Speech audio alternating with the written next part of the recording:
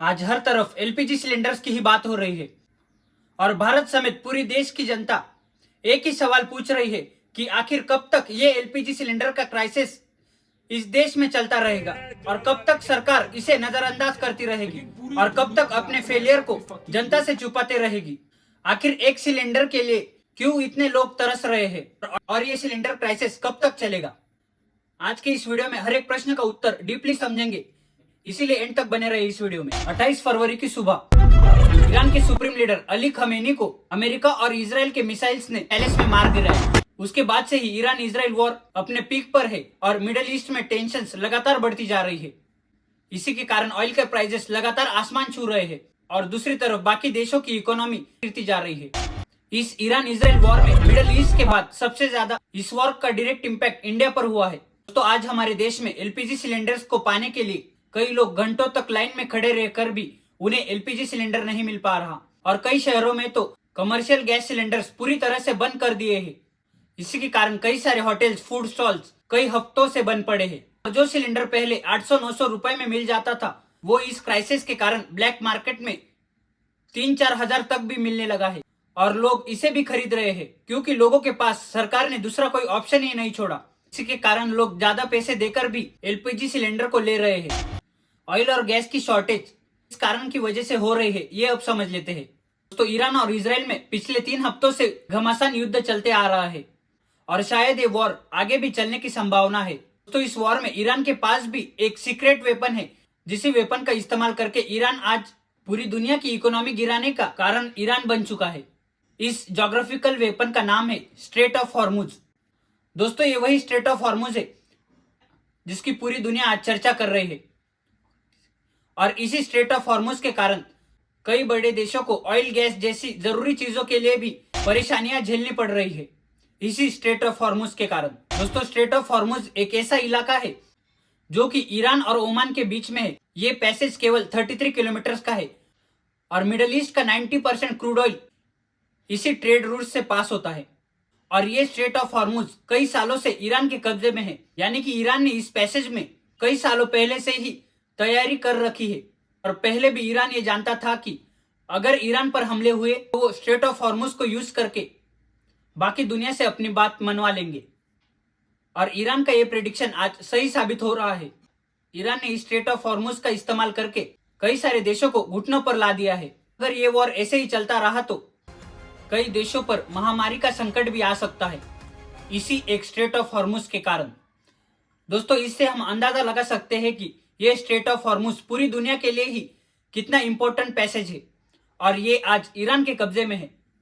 Iran ने इस passage में सी माइंस, बैलिस्टिक बोट्स बिछा के रखे और यूएस की मिलिट्री टैक्टिक्स भी ईरान को इस स्ट्रेट ऑफ हॉर्मुज में नहीं हरा सकती। ये बात यूएस के ही कुछ मिनिस्टर कह रहे हैं कि यूएस नेवी के हाथों से स्ट्रेट ऑफ हॉर्मुज का कंट्रोल छूटता जा रहा है और वो इस ट्रेड रूट से शिप्स को पास नहीं कर पा रहे।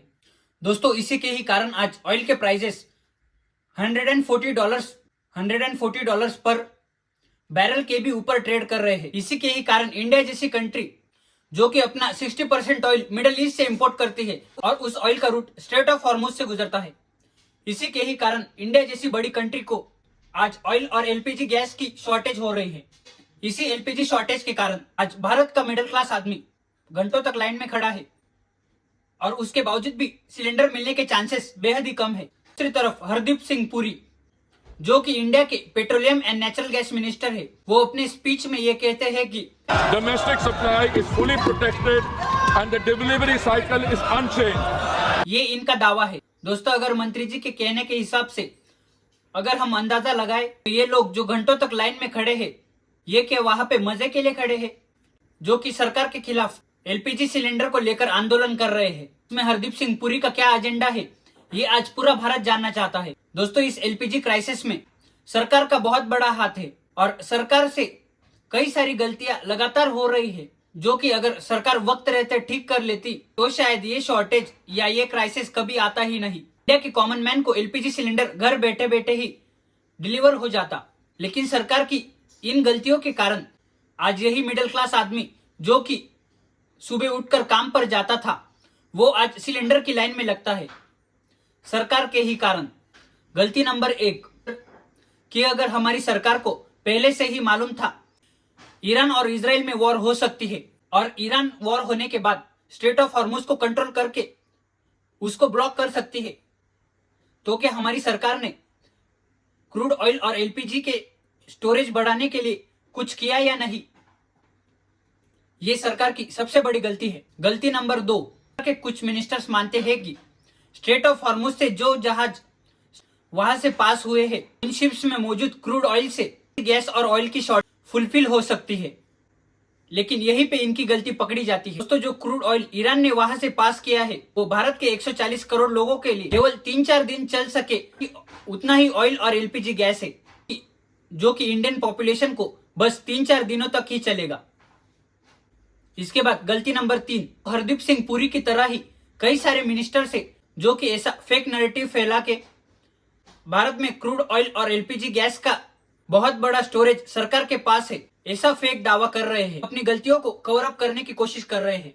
और तो और हमारी सरकार क्रूड ऑयल की शॉर्टेज होने के बावजूद भी ईरान के साथ नेगोशिएशन सक्सेसफुल नहीं कर पा रही है। इसी के कारण भी चाइना के शिप्स आसानी से पास हो रहे हैं और इंडियन शिप्स पास होने में दिक्कतें आ रही है। दोस्तों, मेरे अनुमान से आज यही गलतियों के कारण आज पूरे देश में एलपीजी गैस सिलेंडर की क्राइसिस है और भविष्य में प्रॉब्लम आगे भी बढ़ सकती है। दोस्तों, ये तो हो गई सरकार की बात। अब आ जाते हैं उन लोगों पर जो कि ऐसे शॉर्टेज और ऐसे क्राइसिस में अपनी जेबें भरने का काम करते हैं। दोस्तों, क्या आपने कभी गौर किया जो सिलेंडर पहले 800 से 900 रुपए तक आ जाता था वो इस शॉर्टेज के बाद वही सिलेंडर आज 3 से 4 हजार तक पहुंच गया है।